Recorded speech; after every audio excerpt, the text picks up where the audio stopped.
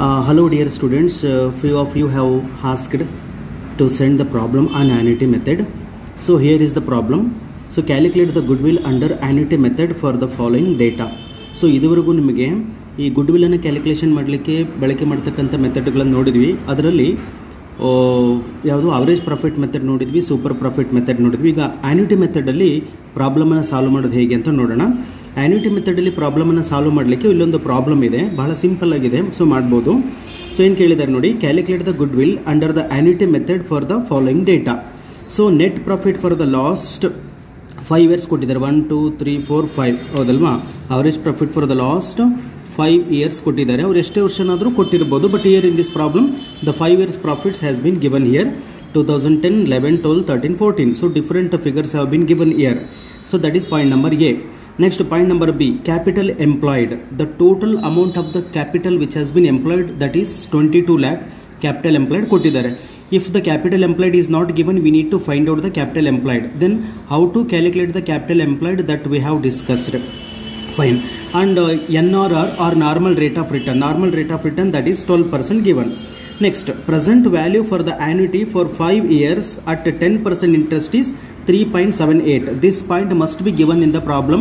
You need not to carry any other book to know the annuity value.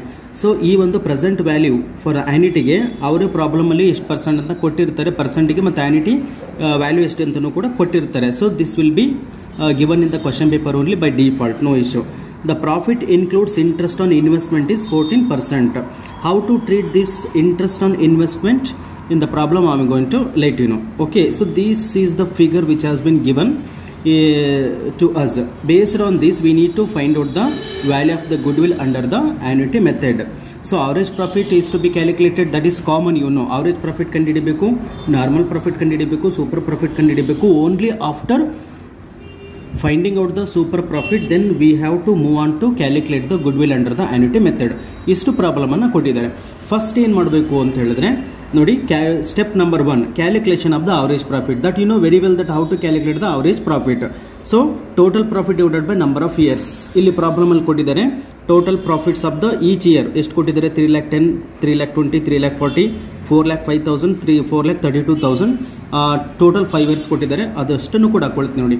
So what ever the figures were given, 3,10,000, 3,20,000, 3,40,000, 4,05,000 and 4,32,000 divided by how many figures are there, 5 years figures are there. So divided by 5 ಮಾಡ್ಕೊಂಡಿದ್ದೀರಿ.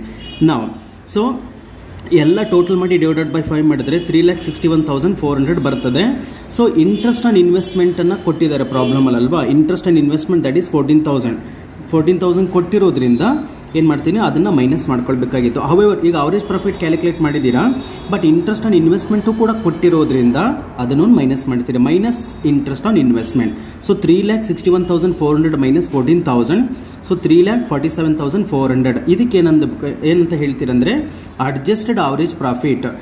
If interest on investment is not given, then 3,61,400 will be the final answer. That is the final average profit. But interest on investment, that is also given. ಅದನ್ನು ಕೂಡ ಕೊಟ್ಟಿರೋದ್ರಿಂದ that is to be deducted from the average profit.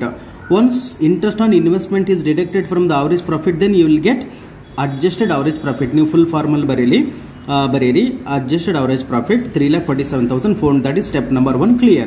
Next, step number 2, calculation of capital employed.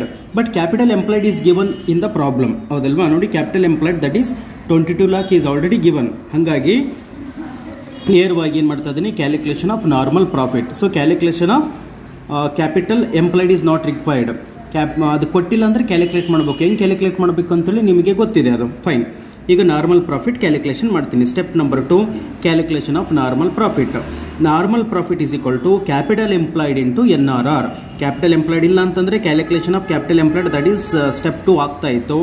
But capital employed ಅವರೇ ಕೊಟ್ಟಿರೋದ್ರಿಂದ next step 2 ಏನಾಗ್ತಾ ಇದೆ, calculation of normal profit.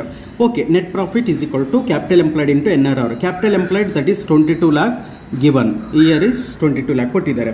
Okay, and normal rate of return is 12% ಅಲ್ವಾ. So ಈಗ ನೋಡಿ, capital employed into NRR 22 lakh ಇಂಟು 12%, that is 2,64,000. What is 2,64,000? 2,64,000 is the normal profit that we have calculated. Next, move on to the step number 3. The step number 3, here we need to calculate calculation of the super profit. So super profit, how do you calculate the super profit? Adjusted average profit minus normal profit. This is the formula that you know very well.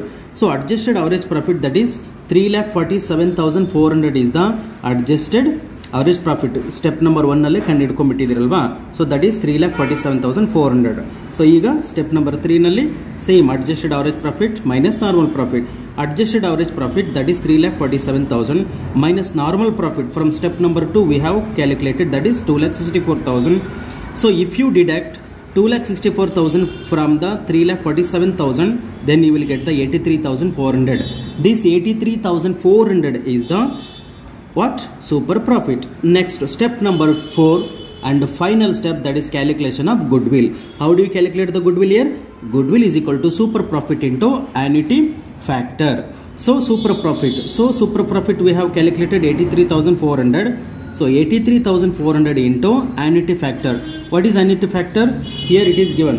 So present value for the annuity for 5 years at 10% interest is 3.78. So 10% ignore ಮಾಡಿ, percent ಇಲ್ಲಿ annuity value ಏನು ಕೊಟ್ಟಿರ್ತಾರೆ ಅದನ್ನ ತಗೊಳ್ಬೇಕು, 3.78. So that 3.78, 83,400 into 3.78 is equal to 3,15,252. This is the final answer. Okay, I hope you have understood. Please have a screenshot of it. The first question ಅನ್ನು ತಗೊಳ್ತಿದ್ದೀರಾ, ಇದಿಷ್ಟು. Next ಈ ಕಡೆ ಇದನ್ನ ಸ್ಕ್ರೀನ್ಶಾಟ್ ತಗೊಳ್ಳಿ. Yes, dear students, I hope you have understood. Thank you. Have a nice day.